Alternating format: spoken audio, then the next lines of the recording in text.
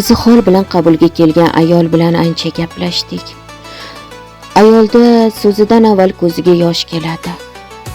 Uni yupatib ko'nglidagi dardini bilib olish uchun ham vaqt, ham sabrli yurak kerak bo'ladi. O'sha kuni ham shu holat takrorlandi. Ota-onamiz tanlovi bilan turmush qurdik. Avvaliga hayotimiz juda yaxshi edi. O'qiganman, bog'cha opa bo'lib ishlab yurgandim. Qaynonam kasal bo'lib yotib qolgach, uyda qolishga majbur bo'ldim. Umr yo'ldoshim yolg'iz o'g'il bo'lgani uchun ota hovlida yashaymiz. 3 o'g'il, 1 qizimiz bor. Qaynonam olamdan o'tganiga 2 yil bo'ldi. O'shandan beri erimning fe'li aynidi. Deb ko'pincha uyga kelmaydi. 3-4 so'm ro'zg'orga pul berib turadi, tashlab qo'ygani yo'q. Ammo birga ishlaydigan yengil tabiat ayolga ilakishib qolgan deb eshitdim. Qistovga olganimda bo'yniga olmagani bilan hamma gapning oxiriga yetdim. Hattoki ayol bilan ham gaplashdim. Menga eringni eplab ol, basharangni qara, kampirga o'xshaysan. Bechizga meni tanlamagandir, deydi yuzsiz. Uy erimning nomida. Anavi ayol erimdan bitta o'g'il ham tug'ib olibdi. Ertaga nima bo'ladi bilib bo'lmaydi. Uni menga yoki katta o'g'limning nomiga o'tkazishga yordam bering. Jon opa, iltimos yordam bering, dedi ayol. Gaplari ko'z yosh aralash to'kildi. Uning yorilib, qorayib ketgan qo'llariga, dog' bosib, ajin ingan yuzlariga razm solib, "Dalaga ham chiqasizmi, singlim?" deb so'radim. "Yo'q, uyda 3-4 bosh mol qo'ylar bor.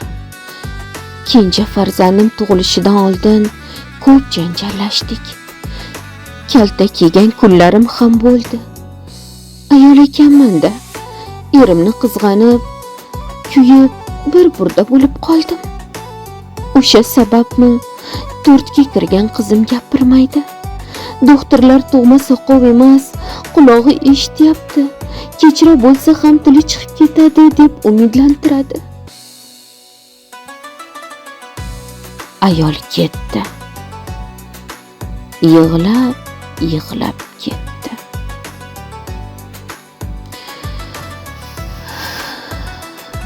Ayol ketgach, eri ishlaydigan korxonaga yo'l oldim. Boshliq o'rinbosari ekan. Qanday masala bilan borganimni bilgach, "Opa, chaqirsangiz o'zim borardim", deya noqulay ahvolga tushdi. Ayolimdan norizoligim yo'q. To'shakka yotib qolgan onamni 10 yil qaradi. Minnat qilgani yo'q. 4 bolani dunyoga keltirib, parvarishlab, bir marta xoridim yo kasalman demadi. Dam bering deb og'iz ochmadi. Ochig'ini aytaman opa. Ayolim beg'ubor, mehribon.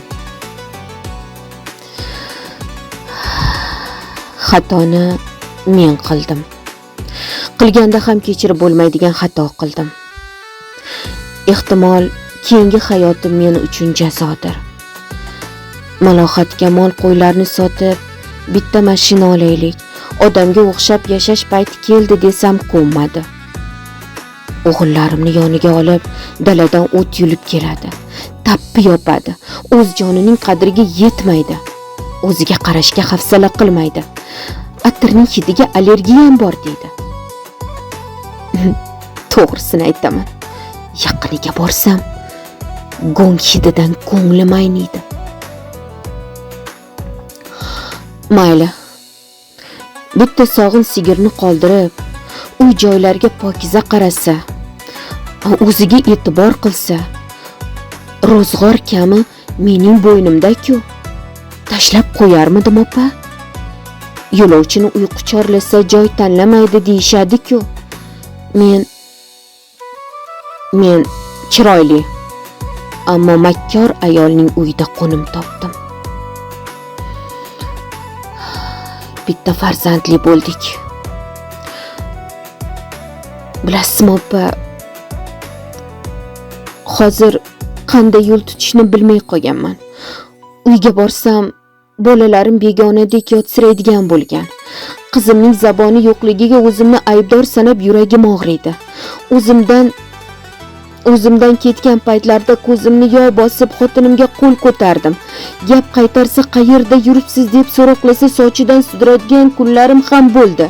Bittagina qizim nogiron tug'ildi. Opa, ota hovlimiz haqida so'z ochdingiz.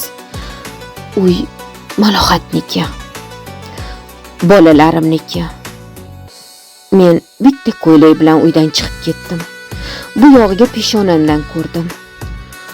O'zim pishirgan oshni og'zim kuysa ham yeyishga majburman. Boshqa ilojim yo'q.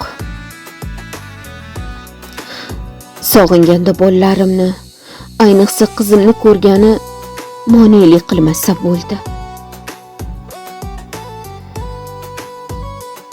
Shunday deya erkak gapini yakunladi. Har ikkisi bilan suhbatlashgach, ularning taqdiriga aralashishga qaror qildim. Menga dardini ayta Malohat singlimday bo'lib qoldi.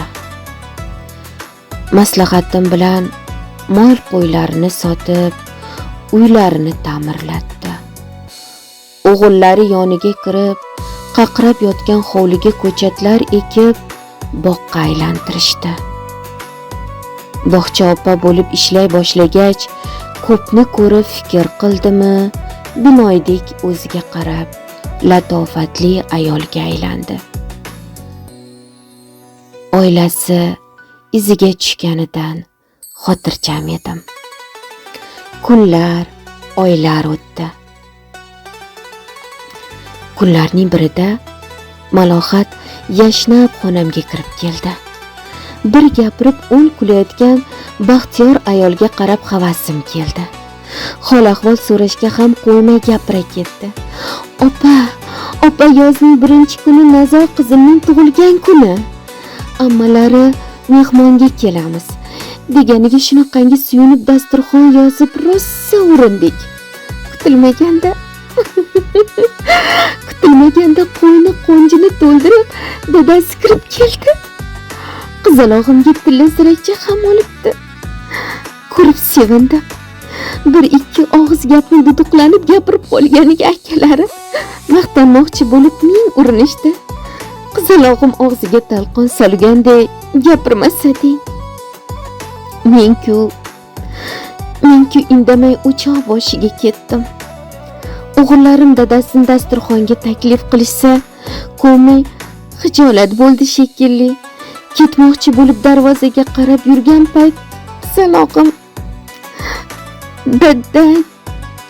Dadda tetma qol desa bo'ladimi? Otasi qizini quchib yig'layverib bir ahvol bo'ldi. Allohning mo'jizasini qarangki, qizim ham tutilmay gapira boshladi. O'sha kundan beri oilamiz to'kis bo'lib baxtli yashayapmiz. Eng asosiyisini aytaymi, opa? Eng asosiysi, atirdan allergiya bo'lmay qoldim. Yaqinda ajabmaski, er-xotin bir bo'lib atir upa do'koni qurishga chiqsak. Baxtliman opa. Juda ham baxtliman.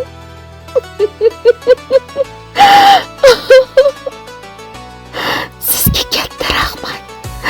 Katta rahmat opa. Opajonim.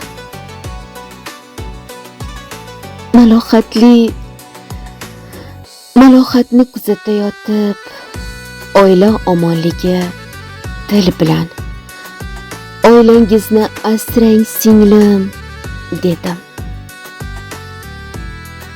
Muallif Saodat jurnali bosh muharriri Munavvara Usmonova. Aktrisa va rejissyor Nasibaxonim Ismoilova ijrosida o'qildi.